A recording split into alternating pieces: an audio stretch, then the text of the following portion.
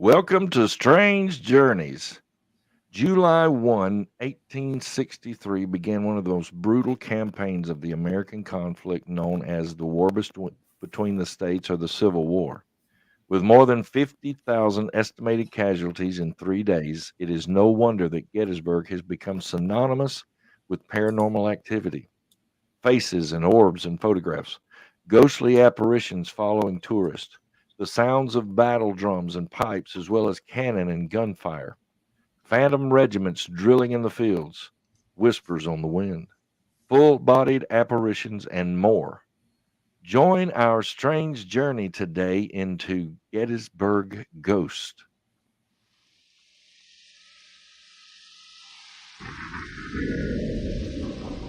Do you want to take a trip?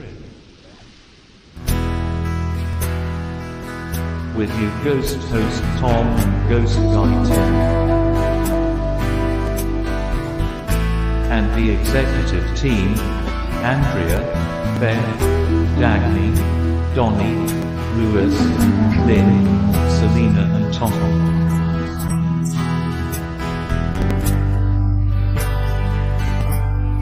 Are you ready?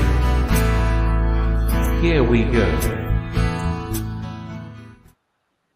Yes, are you ready? Well, welcome back to Strange Journeys. I'm Tom, your ghost host, and we have Selena right next to me. And then Dagny over there. I think it's Dagny. We're not sure. Down below me is Darin Hough, his brother Dirk, and Al Luna, the big kahuna from Paranormal Spirit Encounter Investigations. We're gonna get full introductions from them in just a minute. So first, let's get a little housekeeping out of the way. Remember, we provide these shows first and foremost for you, the watchers, for your entertainment. We are not by any means, and I'm talking about myself and the ETs, scholars or expert in any of the topics that we cover. We are simply enthusiasts and storytellers who have fun with these topics while doing our best to respect individual beliefs. And please remember, this show is live. Nothing is rehearsed or edited out later. What you see is what you get. And remember, you can support us through Patreon, PayPal, Venmo, and Cash App, and the links are in the description below if you're watching on YouTube. And if you are watching on YouTube, click that thumbs up and subscribe to the channel. Like and subscribe to all these videos that Papa Tom made. Hit that notification bell up. My work here is done now. yeah, y'all know we were using that first little part of that video for a long time for my grandson. And a little while back, he come back to me and says, Papa Tom, we got to do a new video for your YouTube. And I'm like, okay. And so that's what he came up with. Lynn is watching. She says, howdy, y'all. Hi, Lynn. Hey, Lynn.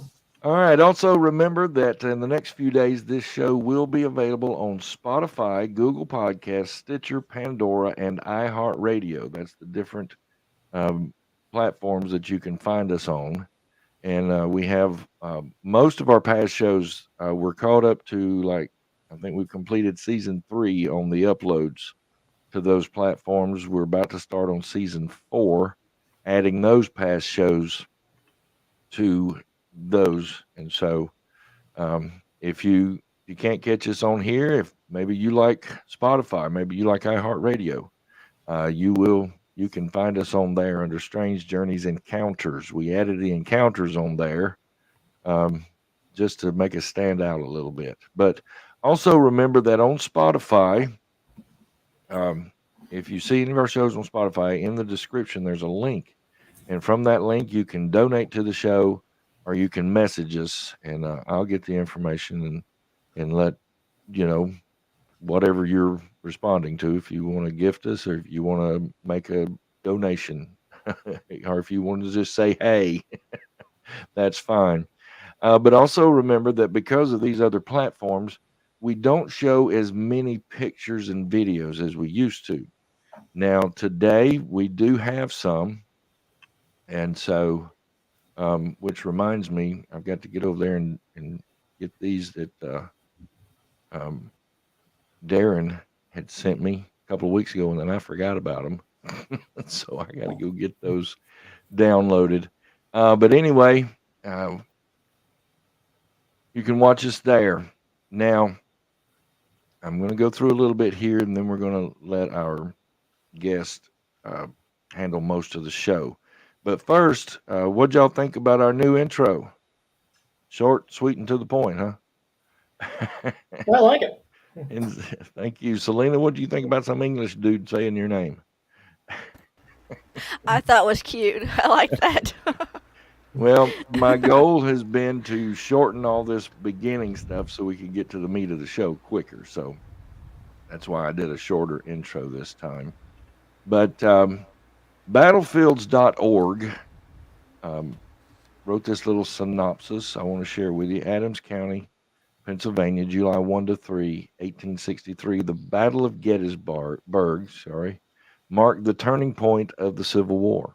With more than 50,000 estimated casualties, the three-day engagement was the bloodiest single battle of the conflict.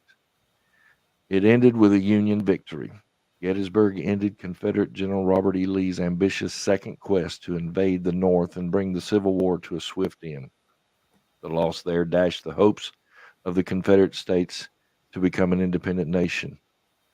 After a year of defensive victories in Virginia, Lee's objective was to win a battle north of the Mason-Dixon line in the hopes of forcing a negotiated end to the fighting. His loss at Gettysburg prevented him from realizing that goal. Instead, the defeated general fled south with a wagon train of wounded soldiers straining toward the Potomac. Union General Meade failed to pursue the retreating army, missing a critical opportunity to trap Lee and force a Confederate surrender. The bitterly divisive war raged on for another 2 years. Now, today, we do not want it to seem as if we are glorifying the events of that bloody battle. Men and a few women lost their lives on both sides of the battle lines, and we remember that solemnly. But with the intense and horrific emotions that were unavoidable during those few days, it was probably inevitable that the supernatural and paranormal high strangeness would begin to arise. Now, the Gettysburg Battlefield bus tours tells of probably the first paranormal story. They said the earliest Civil War ghost story can actually be traced to a tale told during the famous 1863 battle itself, during which reports circulated among the Union troops in attendance that General Washington, deceased since 1799, had been seen leading the men to victory. How wild is that? Reports from the battlefield seeing General George Washington. Well, our special guests today are firsthand experiencers of some of that activity, and we're going to let them tell their stories. Now, I want to start with Dirk because from what he was telling us before we went on the air, he basically is, in the park every day. So, Dirk, tell us a little bit about yourself, background, and how you got to be affiliated with the park. Yeah, I'm a police officer in Bendersville, Pennsylvania, which is about 9 miles outside of Gettysburg. And I work there part-time. I'm the assistant chief. It's a total part-time department. But I work full-time for Penn State University, even though they hired me and I'm an Ohio State fan. And a Bengals fan and a Reds fan.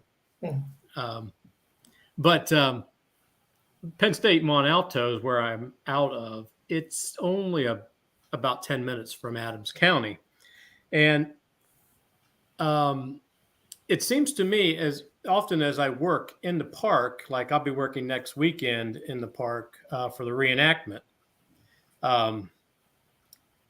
I don't have the experience that a lot of people have had. I hear the stories. I've seen the pictures, I've seen the video, but the experiences that I've had have been at places right around Gettysburg. Okay. The campus at Mont Alto, for instance, that was part of the Underground Railroad. The chapel itself that's on the campus of Penn State Mont Alto was built by John Brown, who was an abolitionist. Cashtown Inn was used as a hospital during the war, also a morgue. And there's also in New Oxford, there's one of our buildings in New Oxford that it's a historical building, but it's a Golden Lane Antiques. I think it's changed hands now. Yeah. But there's been an experience that I've had down in Golden Lane Antiques. So, and if you want me to elaborate on it, go ahead. Okay. Well, at Golden Lane, the former owner, Tom, not me. I went in there quite a bit because he had several dealers that put their coins in there, and I'm a coin collector also. So he said, Dirk, come on downstairs. I want to show you something. And he took me into a corner area of the downstairs, dimmed the lights, and there was just orbs everywhere. Wow. It was amazing. And but really freaked me out. And the other officer that was working one night, we got an alarm on the back door at Golden Lane Antiques back in the dock area. And this was dead of winter. It was snowing, coat of snow on the ground. We got up to the door. The door was open, but there were no footprints on the outside. Okay, so we're going like, all right. So we went ahead and walked in. What freaked the other officer out more than me was that there were footprints inside with snow. Holy cow. Yeah, that was really strange. And he actually used his body cam and took a picture of it. I should have had to give it to me. And I would have gave it to Darin, of course. Yeah. But what is strange is that the footprints did not lead out. The footprints went from the outside in that were on the carpet on the inside of Golden Lane. Wow. Yeah, that was really strange. Yeah. Now, this was in Gettysburg, correct? That's in New Oxford, right outside of Gettysburg. Yeah. All right. I got a couple of maps, and I don't know how clear they are. Mm-hmm. If we can show, well, that one's not real clear. This one I think is clearer. And where was that in relation to this map?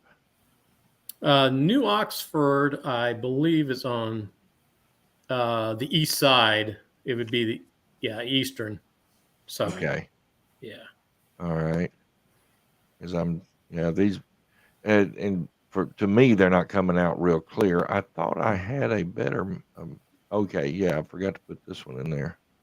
Because I wanted to show where Gettysburg is physically located in Pennsylvania for some people that may not know.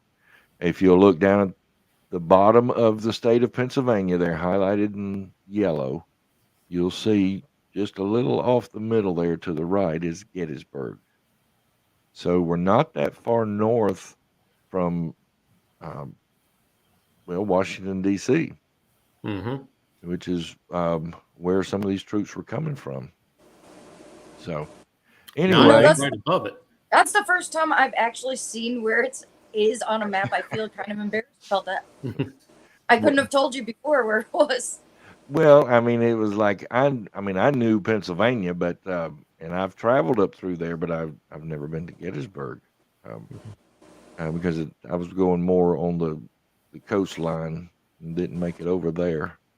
But that was back in the early '80s, so I probably wasn't even thinking Gettysburg at the time. All right, Dirk, if you got some more stories, hang on to those. We're going to come back to you. Darin, do you want to talk about these pictures first, or do you want to tell another story first? I'll tell you what. Let's start with the pictures. Okay, I think I got them in order. Okay. I hope so. So yeah, and that's the one to start with. And you know what? This has been a long time ago, and I don't know where in Gettysburg this is. Okay. I don't remember. And there's cannons everywhere. Yeah. But I'll back up just a minute though. But when you're ghost hunting, this is with an infrared camera. Mm-hmm. You want to take pictures like one right after another. Boom, boom, boom, boom. You want to do that because something there is 1 second and gone the next. And also you can show that contrast if you capture something that something wasn't there and then there is and so forth. So is this really nothing? Go ahead. Is this picture taken in the dark? No, this is during the day. Okay, just wondering. During the day. So yeah. So maybe the next picture, there's really nothing going on here. But if you look at the left cannon wheel, there might be something starting to stick out from that just a little bit. Yeah. So then another picture was taken. Look inside that left cannon wheel. Ooh. Does it look like somebody's standing in there to you? Could be. Yes, it does. Mm-hmm. And then I think there might have been one more picture where Yeah. it looks like somebody was standing there. Yeah, basically the same picture, but it's yep. So I mean, how tall are those wheels? About 5 feet tall. Yeah, about 5 foot, give or take. Because that's probably about right. Because there's also different size cannons there in the park and everything like that. But yeah, these are taller ones. So, and you just don't see that stuff at the time. Mm-mm. So I have no idea, where that was. Which reminds me. I'm sorry. Go ahead. Oh no, go ahead. Oh, I thought somebody was saying something. I do have a few video clips, and the first 3 are by cannons, but I'll play one right now that we've actually played on this show before under a strange sighting.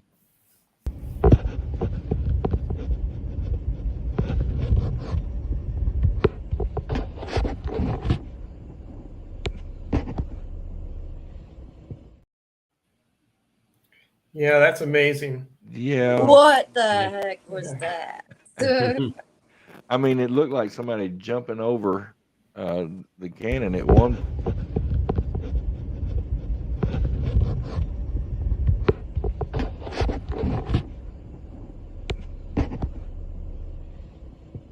Amazing. Dirk, can you tell where that might be? No, I can't. Yes. There's thousands of acres out there. Yeah. Yeah. All right. Okay. I'm sorry.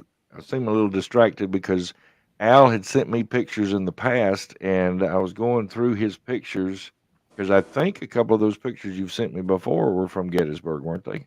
Yes. Yeah. Well, tell a story, and I'll grab a couple of those from what you've sent me before.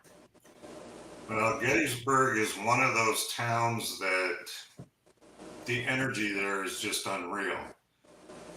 Every time I get within about 2 miles of Gettysburg, all of the hair starts standing up on the back of my neck and on my arms. I mean, I just feel that energy. The very first trip that I took my team there, we had an investigation of what they call the murder house. We had a lot of activity there that night.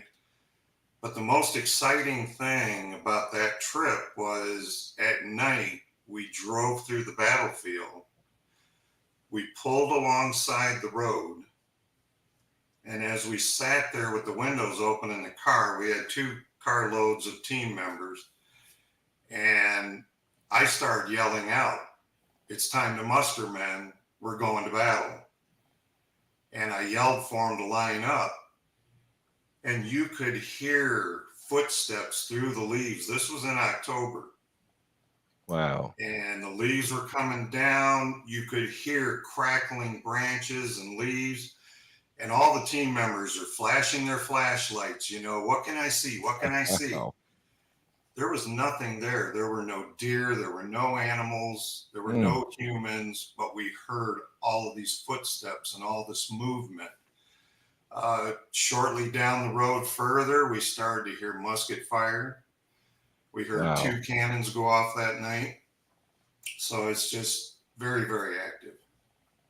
Yeah, it sounds like it. I pulled up. I've got about 4 or 5 pictures of yours.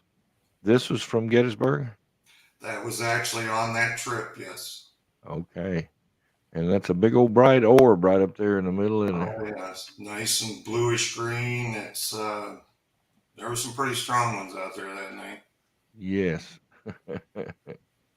Yeah, Lynn was saying on that earlier video we showed, probably the powder monkeys. We talked about it on the show before. And all right, Al, we're going to come back to some more of yours, but Okay. let me show another one of these clips real quick.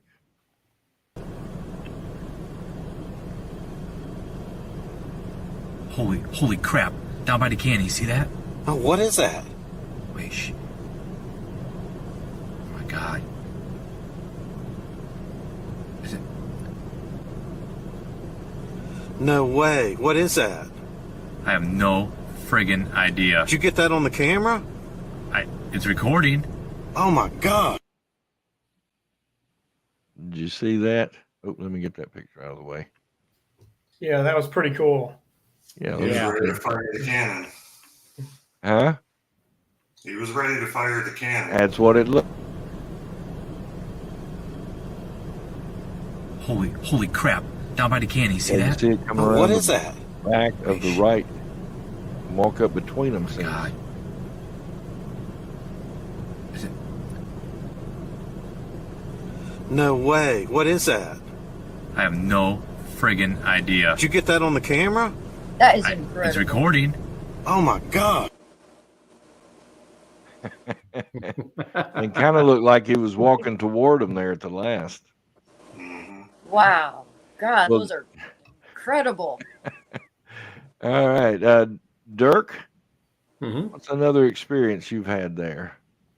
Well, I'll tell you, sort of tailboard off of that. I want to go back to the Golden Lane. Tom is an avid photographer out there. He does go out there on the battlefield.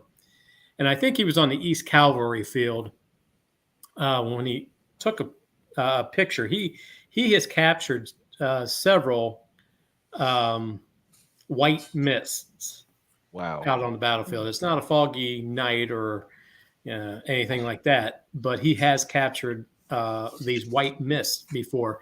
And in one picture he showed me, you could see the silhouette of a soldier. You can't make out whether it's north or south, but Right. he thinks that they're angels out on the battlefield. Oh, But, that's a good point of view. Yeah. But Cashtown Inn is, I don't know if you guys have heard of Cashtown Inn, but that's always, everybody says it's haunted.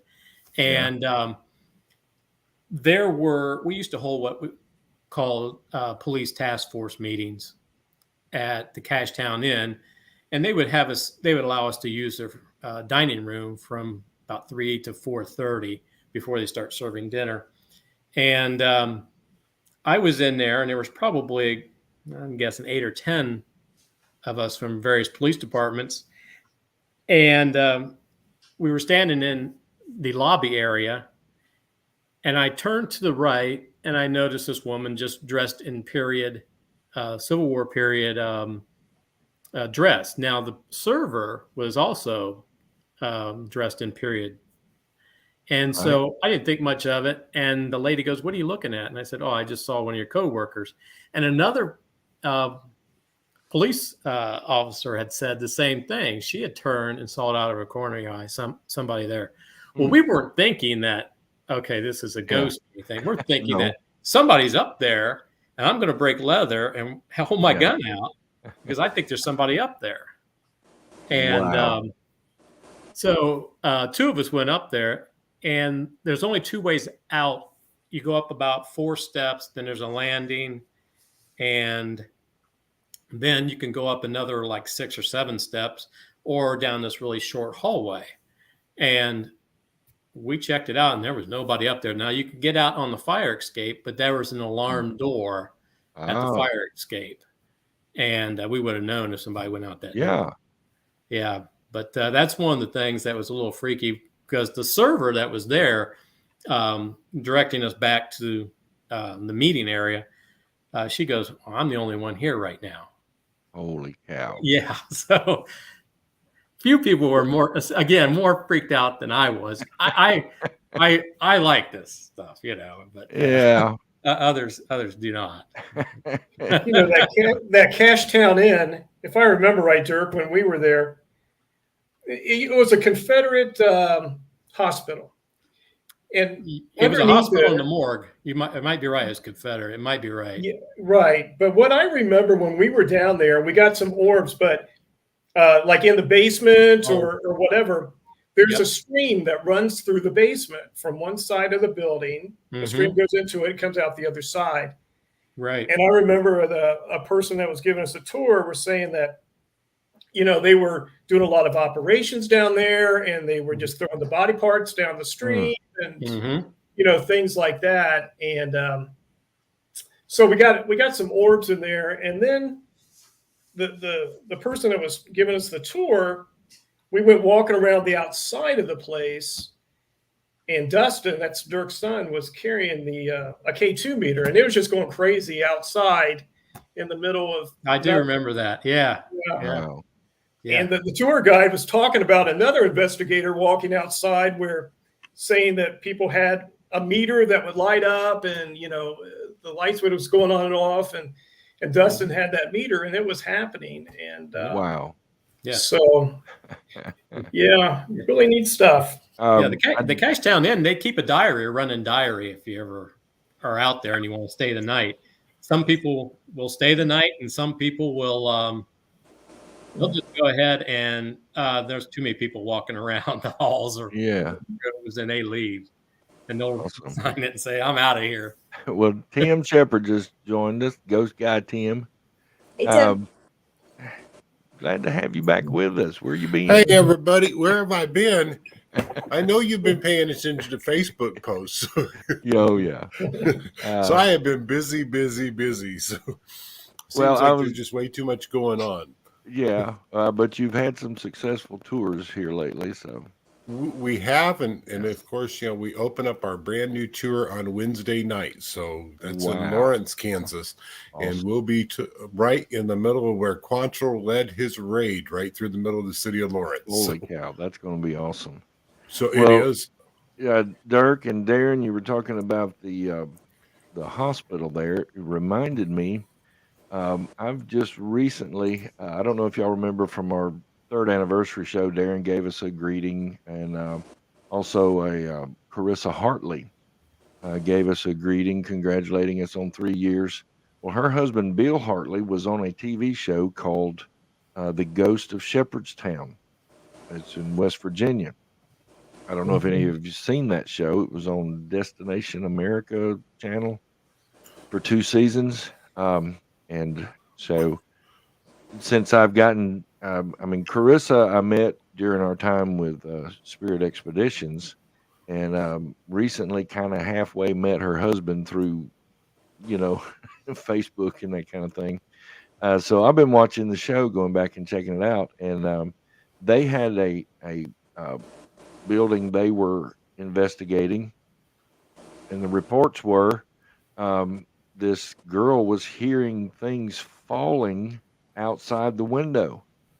And, she would hear something, like a thud outside, like somebody had dropped something out of a 2nd or 3rd story window, and she'd go outside and there wouldn't be anything there. Well, they realized that building had been a hospital during the Civil War. And when they would amputate these limbs, they would just throw them out the window and they would just fall in a pile on the ground and it would land with a thud, just boom. So I did autopsies for a while, and I gotta say, I know that exact sound, that thud. And you also know the sound of a body being dragged in a plastic bag. So how you know that? Sounds and smells. Guys, I'm referring to one of our very first shows on Phantom Phone Calls, and I got a phone call that it sounded like something was in a big heavy bag and was being dragged along the floor, and Dagny was so sure that was a body in that bag. And we were like, Dagny, how did you know that? Some sounds are just specific. So Dirk, you were saying that they keep a journal of the guests and stuff? Yeah, they used to be right outside each door of the room door. Wow. I want to check that out. Yeah, they may still do that. I know the inn is open, but I don't know if the restaurant is open back up yet or not. So do they ask guests to write down their experiences in those? Yeah, that's what the running diary. Yeah. Oh, that's really awesome. Cool. Yeah. That is so cool. All right, Darin, you kind of pigtailed on his, but do you have another story? Not really. I can't. I've been to Gettysburg several times. I got those pictures. You get orbs and stuff, but never like that personal experience or anything like that. And I wish I could tell you where in Gettysburg the pictures of with the cannon. But what it looks like to me is when you're at Gettysburg, you start taking pictures of cannons and videos, because that's, my pictures and the videos you played, it's all around those cannons, it seems like. Well, I've got a few more videos like this one. Yeah.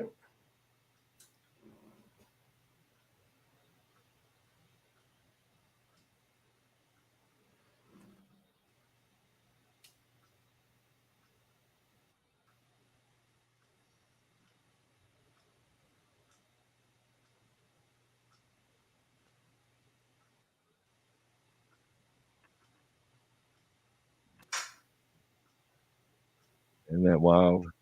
I mean, to me, it looks like somebody just leaning up against the cannon having a smoke or something. Those are, taken in the dark. And Dirk, I mean, what time do you have to be out of there?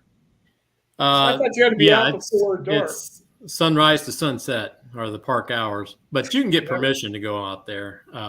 Yeah, I'm sure that's what this was. I hope that's what this was. I mean, because when we've done our shows on ghost hunting, we tell people, please get permission. Don't trespass and break the law just to, get some thrills and chills and pictures and stuff. So please obey and respect the property that you're in. Now, Al, I remember you telling this story about you and your wife there, and I found this picture. And is that the one where the spirit was following you guys? It was in the car with us, yes. Wow. Now, and we were doing our own little investigation down near one of the campsites. And when we came back to the car, she got into the car, and as I opened up my door, I could see the K2 meter just going crazy on her lap. Yeah. So I went ahead and I turned on the REM pod and I sat it next to her, and both of them started going off like crazy. Wow. So I sat and I started questioning, this entity. I said, look, I'm going to talk to you. I'm going to ask you questions. If it's yes, please light up the device. If it's no, then back off, let it stay off. So in that discussion, we found out that he was like a mid-20s Southern soldier. He died very close to that location. Wow. I asked him if he wanted to go around the battlefield with us, and he said yes. But I told him that when we got to the highway where we were staying, at the hotel, I said, you have to go back to your regiment. So all through the battlefield that evening, these devices are just going crazy. Wow. As soon as we turned onto the highway towards the hotel, everything went silent. So he was very good at taking orders. That sounds like it. You had a picture of a cannon here. What are we looking at here? Oh, I don't know if there was anything really special about this one. This was up okay, not too far away from Devil's Den. which there's always some kind of activity around there. And I wish that I could find the picture from one of my teammates years ago. He took a picture up in Devil's Den, up in the rocks, the big boulders themselves. Yeah. And two of his buddies, you could see them in the picture. And then there was a third guy standing next to him, but he had on a uniform. You could see the satchel right at his side. Wow. And he said there weren't three people there. There was only two. Oh, cool. So that was always a good picture to look back on. That reminds me of that one Tim was telling about. This group was in was it Toledo where the doppelganger showed up in their picture? That's actually in Topeka. Yeah, in Topeka, Kansas, right here, where we have that happen, where they've got something. You've got an investigator standing on one side of the picture, and then a very similar looking person about 10 feet away. And they've got three pictures of it, and the only time the one on this side turns to face the camera, the face is just black. There's nothing there for the face at all. And they didn't see it with their eyes. They catch it with the cameras later. That they were like, how in the world is this going on next to us? That's crazy. Well, Lynn reminded us that what Al was just saying with the Third Man show, when we did the show on the Third Man, you know, where they would experience a third person showing up with them, you know. Selena, you were there with us on that show. And yeah, I'm wondering if that happened over there at Gettysburg, you know. That's a very real possibility. I mean, you know, they were saying they saw George Washington on the field. You know, if you're not sure about the Third Man syndrome, it's in when a person is near death or close to experiencing death, or you know, might not survive the situation they're in. Sometimes an entity will show up to give them encouragement and help them make it on. You know, most commonly referred and are connected with mountain climbers. You know, where they just, you know, trying to get back down the mountain, and then somebody shows up to help them out. So that, I mean, that you know, that could have been happening on the battlefield. Yeah, it seems like a good place for it.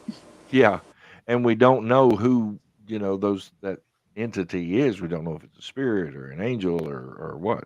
But go back and watch the Third Man show. We talk about a lot of stories that are just so cool. But let's go back and look at that one again. We were talking about with the guy on the cannon there. I mean, to me, that's one of the clearest videos, you know, of him, something standing there, you know. One video I watched said it looked like a Confederate soldier.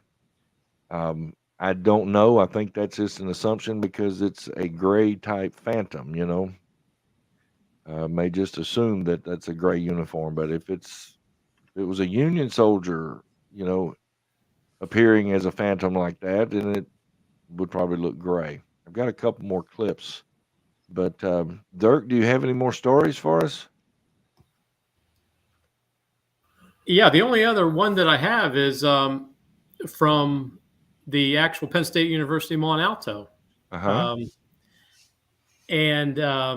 it's always been said it's been haunted. It happened to be, I think it was the first actual Penn State University entity that opened up. It used to be the Forestry Academy, and the state bought it. But I don't know if I'm allowed to say his name or not, but he's a ghost hunter, and I think he was always on Travel Channel. He who must not be named on this show. Yeah, I don't know if I'm allowed to say it, but he did several Penn State University campuses, not the main campus at State College, but some of our satellites. And Mont Alto was one of them. Du Bois was another. And anyways, what he would do is he would do his presentation, and show some video, show some pictures, and then we would go on a tour. Now, like I said at the beginning, the campus itself was part of the Underground Railroad. And the chapel, which was used as part of the Underground Railroad, was built by John Brown, the abolitionist. Right. And but Weisling Hall, they had that was the offices for the academy, the Forestry Academy. And so we were taking a tour. That was the last stop on the tour, and we went upstairs, and the individual said, okay, the colonel who was in charge of the tour and doing the presentation, or excuse me, the guy that was doing the presentation said that the colonel who was in charge of the Forestry Academy doesn't like us being here. Now, there is this huge picture that's been hanging on that wall upstairs at Weisling Hall since I started there in 2003. And as we were leaving, the colonel didn't want us there, so we started to leave. I was the last one out. I was going to lock the door.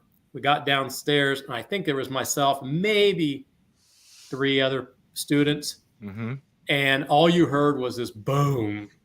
Wow. Inside there. And I mean, it was loud. It scared the crap out of me. And it was upstairs, and those students ran out. I went upstairs. And that picture of the Forestry Academy was laying on the floor. Wow. Yeah. And that had a picture of the colonel in that. But I think even Darin went through that several buildings on the campus. I don't remember. You did catch something, didn't you? We got a few EVPs, and I wasn't sure if I was allowed to mention the college or anything, and if the college would mind about that. But no, they don't mind. Yeah, since you did. But years ago, Dirk and I out there now. Yeah, everybody knows it's haunted. That's right. But Dirk and I took our kids out there, and they were probably around 9, 10 years old or something. But we were in the chapel. And I remember Dirk's son was just playing around on a piano that's in there. And I had a recorder going and everything like that. And when I played it back later, the only thing that was going on was Dustin playing the piano. But then we heard somebody, it sounded like they were singing, going, hey, hey, hey, hey, you know, like that on the recording, which is pretty cool. It was Fat Albert? It sounded like Fat Albert, I mentioned it. And Dirk, you might remember, I don't remember what building this is or something, but we went up in an attic, and it was a tight squeeze. Yeah, I remember that. Yeah, it's a crawl. I know Dustin went up there and had a recorder, but upon playback, it sounded like a woman screaming on that recorder. Oh, wow. While we were up in this attic.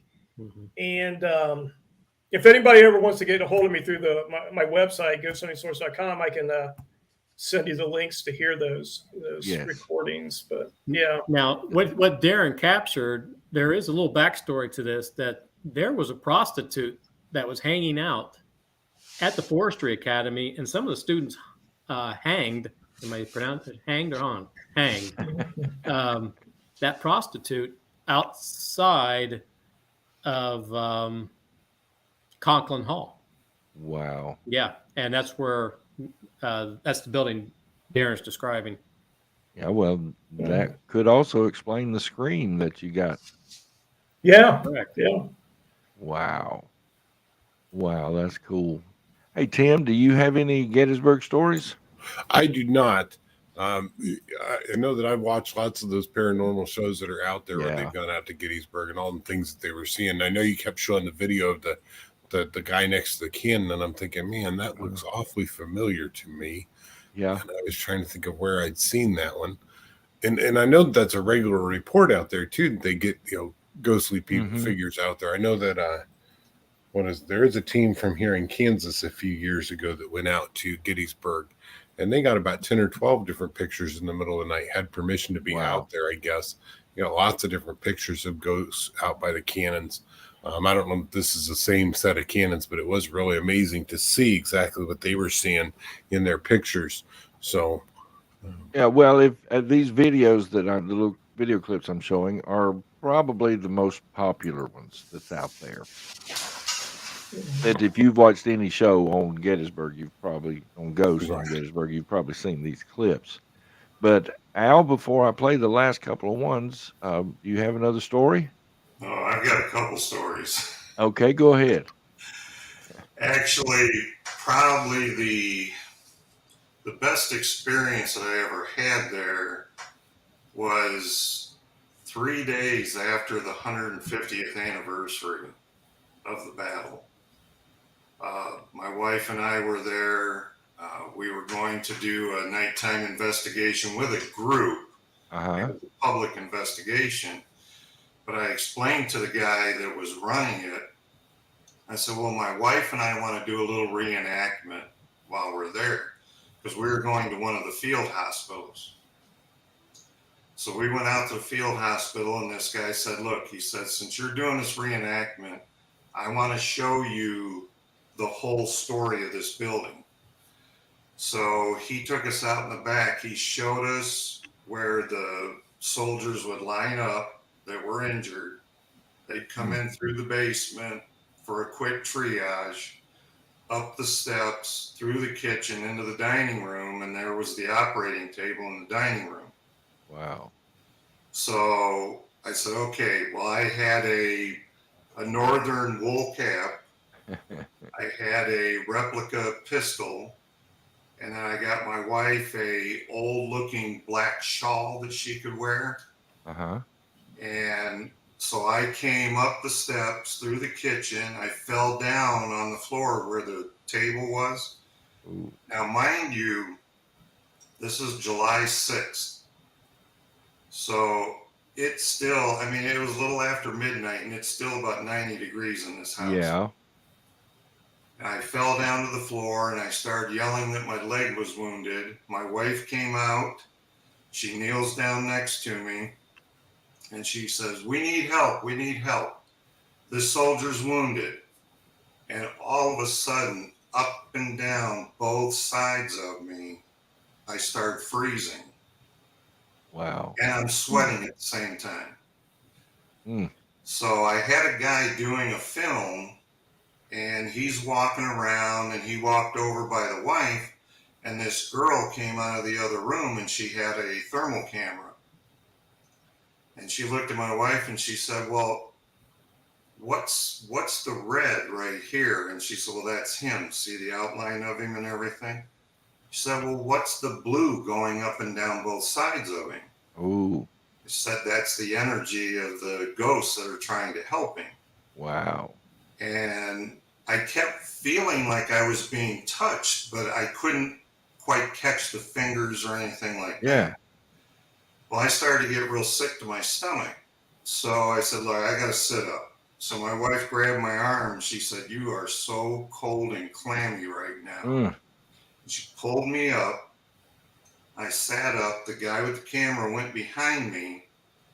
And he said, Al, you're not going to believe this.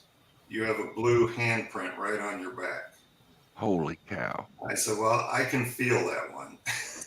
Wow. Holy Was he cow. helping you sit up? Yep.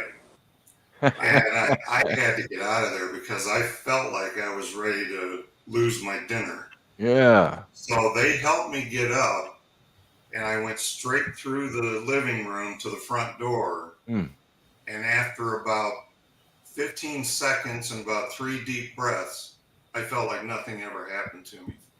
Wow. It was amazing. That is. So I so explained to the guy that had us out there what happened, because he had just got back. He had to run somewhere, and he said, oh, I can't believe I missed that. He said, look, he goes, I do something with real skeptics, but I want to see what you get out of this. So he took me to the back of the property, and he said, do you see the trail? And I could see this trail going up through the grass. He said, that is the trail where the soldiers came into town. He said, I'm going to go up to the house, flash my light, and you walk down this trail real slow. Then turn towards the house. So I went back, waited for him to flash, and I slowly started walking up. Now, mind you, it's still hot out. Yeah. It's early July. I'm walking along, I'm sweating, and all of a sudden, on a very calm night, I start feeling this wind swirling around me. And I start getting cold chills up and down my body. I could literally feel the anxiety, the pain, and the fear of these soldiers. Yeah. And I could sense them falling around me as if they were shot and dying. Wow. And it got so intense when I got up to the house and I turned towards the house. I just stood there and I was amazed at all of these emotions going through me. And he came out and he goes, Al, you still there? I said, yeah, I'm still here. I said, it's still happening. He goes, you want me to leave you alone? I said, oh, hell no, I'm done. It's time to go. He took me into the basement and he had kept some people down there. And he said, look, I want Al to explain to you what happened to him. So I went through everything, and he said, I've had true skeptics come through here, do this, and say, well, they know that something was there. They know that something happened, but they couldn't explain it. Said Al is the only one that experienced everything that all of them experienced over the years. Wow. So that was one of the best experiences. Oh wow, that's just amazing. unreal. You could literally feel their energy, feel their fears, feel their fear of death because they knew it was coming. Well, yeah, you were standing right there where they would come to the hospital, correct? Mm-hmm. Yeah, and I can imagine these soldiers stumbling through there. You know, knowing they've got to get to the hospital, and depending on the severity of their wounds, they may not make it out of the hospital. They're probably some of them being carried or drugged by their fellow soldiers, and being dropped and drugged, and oh man, it was an extremely emotional experience. That's amazing. Wow. I have one more if you have time. Yeah, we've got time. All right. This actually happened back at that campsite that we had the experience in the car. Yeah. But this was a few years later. This was on our last trip. This was on our fourth trip. Went there 5 different times. We had team members with us on the last one. We had some fun stuff, but nothing really that major. But on that fourth trip, we had something happen that maybe Dirk has seen something. I don't know, but we're out with some equipment again, and we're starting to get some great orbs. I hear movement in the brush, a lot of sensation going on. So I told the wife, I said, well, look, I'm going to get something else out of the car. The parking spot is just across the road. Now, these roads, and Dirk can attest to this, as you drive around the park in the hot summer, these roads start to ripple because it's just blacktop over stone. Right. And you got to watch what you're doing. And it was a pitch black night, cloudy, you couldn't see nothing. So I'm walking back to the car. I get about 12 feet from the street, and this jogger comes around the corner. Now, mind you, he's got a white t-shirt. He's got a white headband. He's wearing 70s real short white shorts. And he's just plugging along. You can hear his footsteps. Huh. And when he got between me and the car, I said, wow, great night for a jog, isn't it? Now, mind you, my wife's a little ways behind me. She's watching this whole thing. And Nothing. He is just all motion, never turned his head, nothing. But the one thing that I noticed about him is he had like a white glow about him. Uh-oh. He went down the road about another 20 yards, went around a curve, and as he went around that curve, we both watched him just dissipate. Holy cow. Just right into thin air. And I said, why in the world would we see a jogger out here? The only thing that we can think is this guy was out jogging in the battlefield area, had a heart attack and died, and he's just reenacting his steps over and over. Yeah, but Al, you attract all kind of weird crap like that. You know this. When you're open to it, it tends to follow. I know. Guys, if you've have been with us before when Al was on, he's got some stories. And it's always so cool to have him on here. And we appreciate it. Hey, we'll show these last two clips, and then we're going to give our final thoughts on suppositions and ideas. What do you think about that? Okay. This one is probably one of the first videos to come out of Gettysburg, from what I understand. It's just as I've found this little clip, that's what I was told on all the different ones that I saw it on.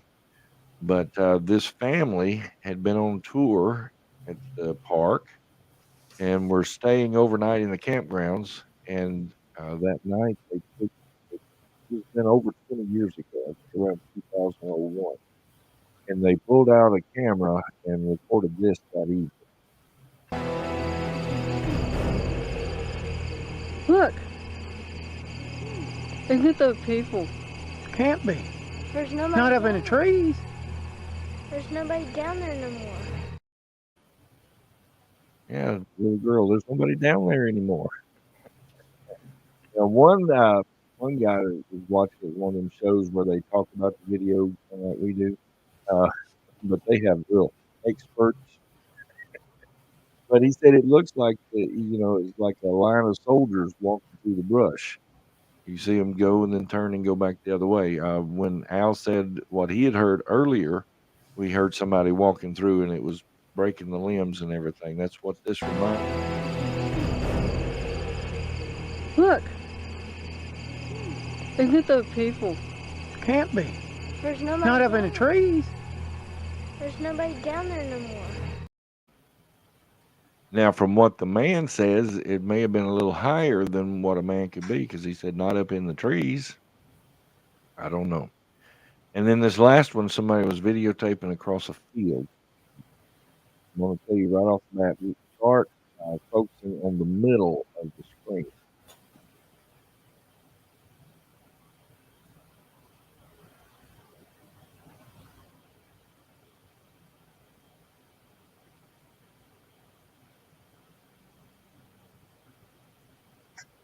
Now, what Al experienced on that path, what this was. Doesn't it look like people walking slowly in one direction? Yeah, several different, and a couple of them looks like they're just dragging their feet, barely stumbling along. You know? That's pretty wild. Which is definitely a possibility when you consider some of these units getting to Gettysburg moved huge amounts of distance to get there in time for this battle to start. I mean, it really, the Union found them there by accident in Gettysburg. They weren't even supposed to be that far north at that point. Right. How the Southerners we know that they were headed for Gettysburg for brogan boots of all things. Well, I've heard that was a myth about the boots, that there's no shoe factory there. So I don't know. Right. Dirk could probably speak to that. I've heard it was a myth. Yeah, I heard that too. Yeah.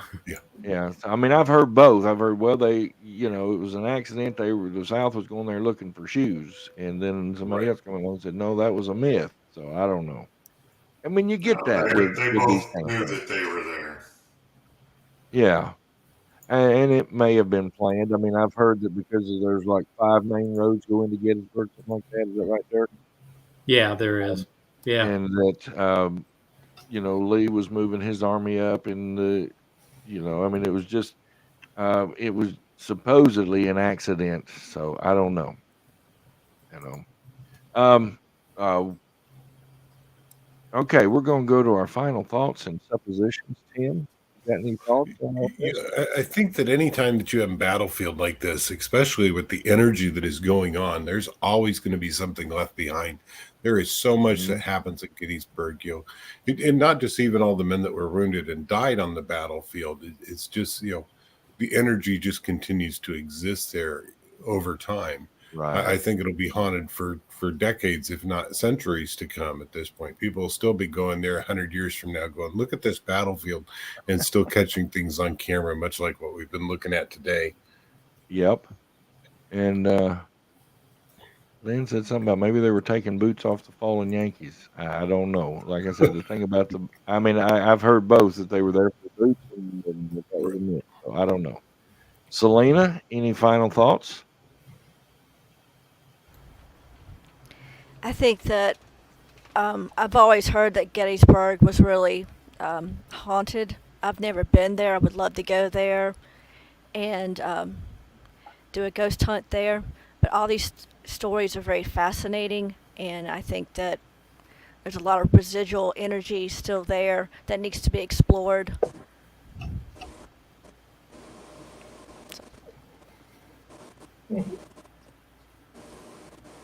I'm very amazed by these paranormal exploration. I don't think I've ever seen better videos of captured apparitions. Yeah. Those are great.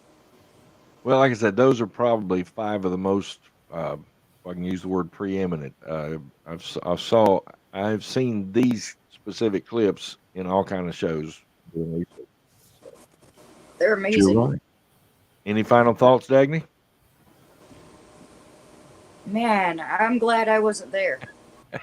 That place really seemed like it was very horrific. Yeah. Yes, it was. Al, final thoughts?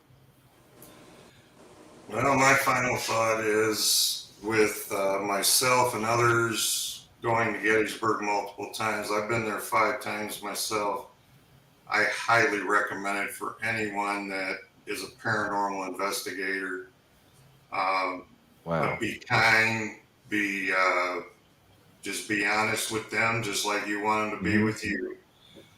I would recommend doing the investigation of the Jenny Wade house.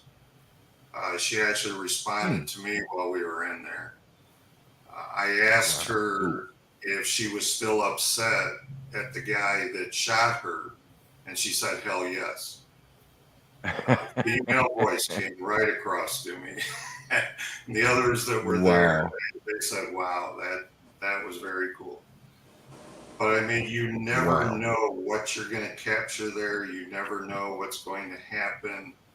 But I can almost guarantee something will happen.